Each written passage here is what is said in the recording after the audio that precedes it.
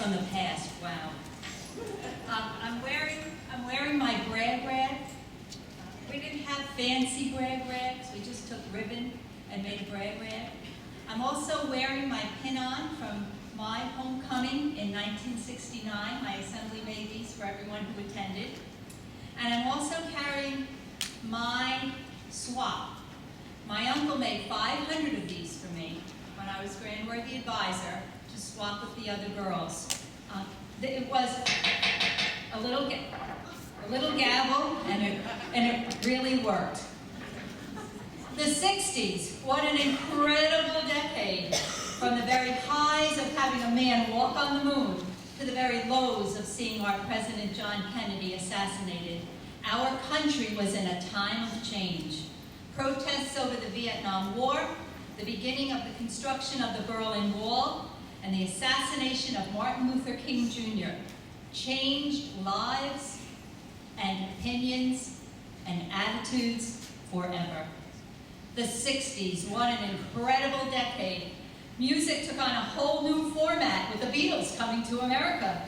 With groups like the Rolling Stones, the Grateful Dead, the Beach Boys, the Doors, the Monkees, and the Supremes, it was not a surprise that 350,000 music fans gathered at Woodstock for the most memorable music event ever. The 60s, what an incredible decade. Toys were very popular. Talking dolls like Chatty Cathy, Hot Wheels, Etch-a-Sketch, Trolls, Erector sets, Raggedy Ann and Andy, and pogo sticks all made their debut in the 1960s. With the growing interest in war, plastic army men were now being sold. The 60s, what an incredible decade. Saddle shoes, Nehru jackets, turtlenecks, empire dresses, slingback shoes, and knee socks all made the fashion scene. The 60s, what an incredible decade.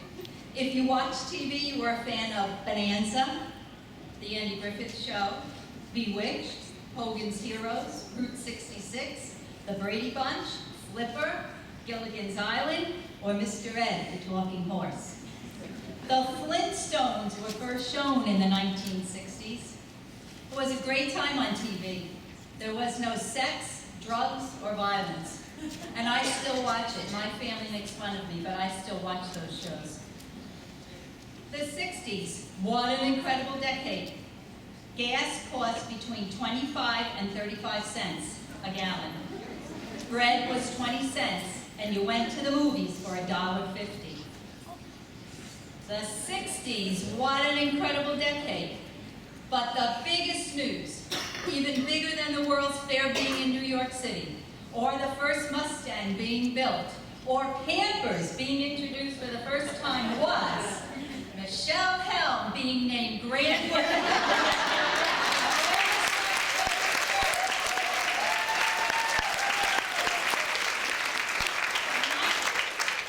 1969, and I'll tell you, there's nobody prouder. Rainbow was different in the 60s. We had 60-plus assemblies, and I instituted Friendly Shore Assembly number 71. We wore white dresses, white stockings, and shoes. And in most assemblies, only the worthy advisor or past worthy advisors wore gowns, and our shoulders had to be covered. Mrs. Rupka is rolling in her grave, I'll tell you right now. To see these dresses, okay? Convention was held in Asbury Park, and there were 2,000 people in attendance.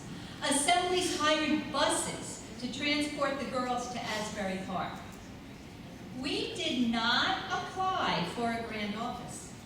We were recommended by our advisory board, and the Supreme Inspector at the time, Mrs. Rupka, traveled the state watching ritualistic work and the girls' attitudes towards Rainbow.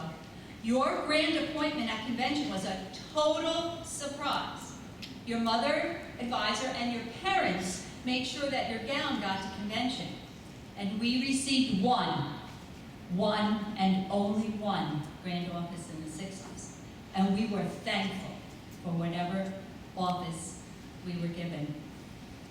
This is always something in our house because in New Jersey, I am the only Grand-worthy advisor who has a daughter who was a Grand-worthy advisor. We're the only mother-daughter duo in the state. And this is always, we always joke about this at home because her pictures all have crowns and Mommy's picture has no crown. We didn't wear crowns. We didn't wear crowns. Grand-worthy advisor didn't wear a crown. And we selected two things, a motto and colors. That was it. Mine was walk in sunshine, and my colors were yellow and blue. And we didn't have a Grand-worthy advisor's pin of the year either. We had special nights, which were held during the 60s, and during the Worthy Advisors term. And they were called Past and Present Worthy Advisors Nights. And we traveled all around, and if you were honored enough to be asked to take a station in another assembly for that night, you took it without question. One change, which some of you may not know, is in the 60s, we did not have pedestals. You see the basket in front of me? I brought that basket from my home. It sits on my inside porch. My children always say to me, my son especially, Mom, why do we have that funeral basket in our house? And I say to him all the time, that was for Mommy when she was in Rainbow. Don't make fun of it. The baskets were filled with flowers, according to the colors of the rainbow, and the ribbons came out of the center of the basket. And it made initiation a very beautiful, beautiful sight. I was to be initiated the weekend President Kennedy was assassinated, and the country stopped, absolutely stopped. Anyone who lived during the 60s knows exactly where they were. So nothing happened. So my initiation was postponed until December, and there were 10 other girls initiated with me at that time. We rotated every 2 to take a ribbon to the altar, and I had fidelity, and I dropped it. So the beautiful rainbow was red, orange, yellow, green, and here came blue, all twisted, curled, and hooked to the altar. That's what I remember. And I joined Rainbow very simply. Why, people say? My father was a master mason. There was no question. I became a Rainbow girl. I wasn't asked, do I want to join? That was it. You joined.